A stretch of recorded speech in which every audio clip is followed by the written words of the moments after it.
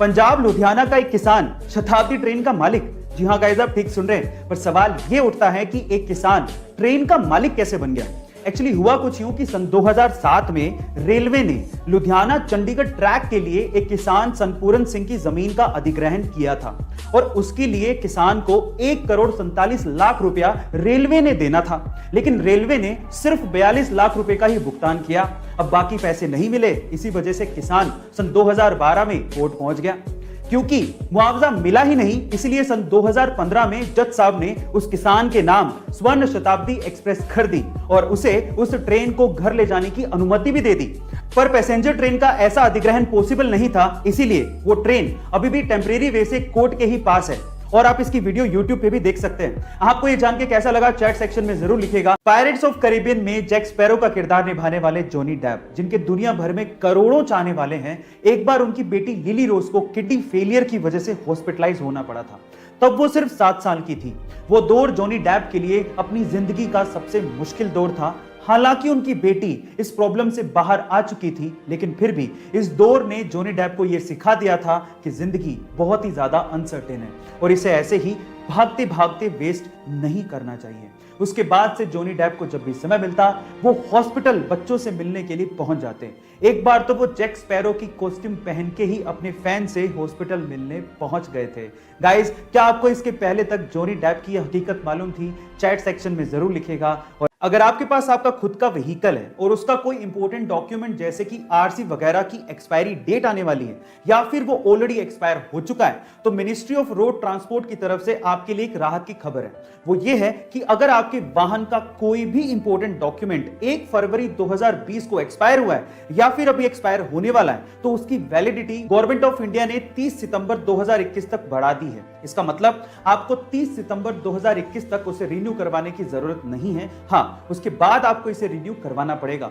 Corona के चलते सरकार ने यह डिसीजन लिया है ताकि सोशल डिस्टेंसिंग की पालना करते हुए ट्रांसपोर्टेशन सेवाएं जारी रहें। द फैमिली मैन 2 सीरीज में एक लड़की की परफॉर्मेंस लगातार लोगों का ध्यान अपनी तरफ खींच रही है। इस सीरीज में वो लड़की जिस कंपनी में काम करती है, उस कंपनी में उस लड़की का बॉस उससे लगातार छेड़छाड़ करते रहता है।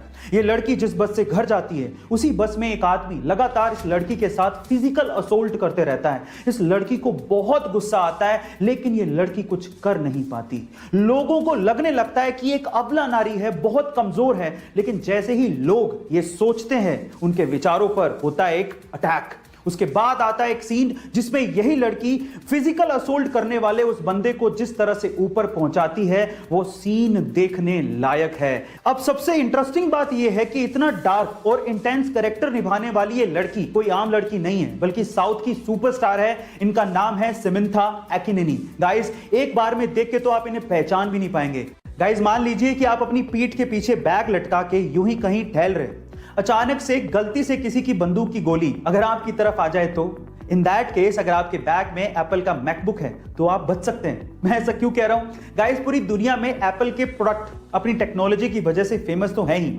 आज मैं आपको इस वीडियो में एप्पल के मैकबुक की खास बात बताने वाला हूं। गाइस, एप्पल के मैकबुक, स्पेशली मैकबुक की बैटरी बुलेट प्रूफ है। जी हाँ गाइस, ये प्रूफ हो चुका है कि मैकबुक की बैटरी आपको 9mm राइफल, जो कि बहुत पावरफुल होती है, उसकी गोली से भी बचा सकती है। ऐसी थोड़ी दुनिया में एप्पल के प्रोडक्ट्स का नाम है। गाइस, क्या आपको इसके पहले तक इफेक्ट पता था? और अगर नहीं पता था तो चैट सेक्शन में जरूर लिखेगा। यहां हम लोग अभी तक कोरोना से लड़ रहे हैं और वहीं चाइना ने अपने आर्टिफिशियल सन ईस्ट यानी कि एक्सपेरिमेंटल एडवांस्ड सुपर कंडक्टिंग टोकामाक से 101 सेकंड के लिए 120 मिलियन डिग्री सेल्सियस तक के टेम्परेचर को हासिल किया है। इसके पहले तक ये रिकॉर्ड साउथ कोरिया के नाम था, जिन्होंने 2020 में के स्टार के थ्रू मात्र 20 सेकंड के लिए 100 मिलियन डिग्री सेल्सियस तक के टेम्परेचर को हासिल किया था। इस एक्सपेरिमेंट में चाइना के आर्टिफिशियल सन ने एक समय में 20 सेकंड के लिए 160 मिलियन डिग्री सेल्सियस तक के आंकड़े को छू लिया था, जो कि सन के कोर टेम्परेचर से लगभग 10 गुना है। गाइस, ये आर्टिफिशियल सन न्यूक्लियर फ्यूजन पे काम करता है और ये चाइना के हिफई में है। गाइस, इस सन का इस्तेमाल क्लीन एनर्जी के लिए किया जाएगा। आपको इसके बारे में सुनकर कैसा लगा? चैट सेक्शन में जरूर लिखेगा।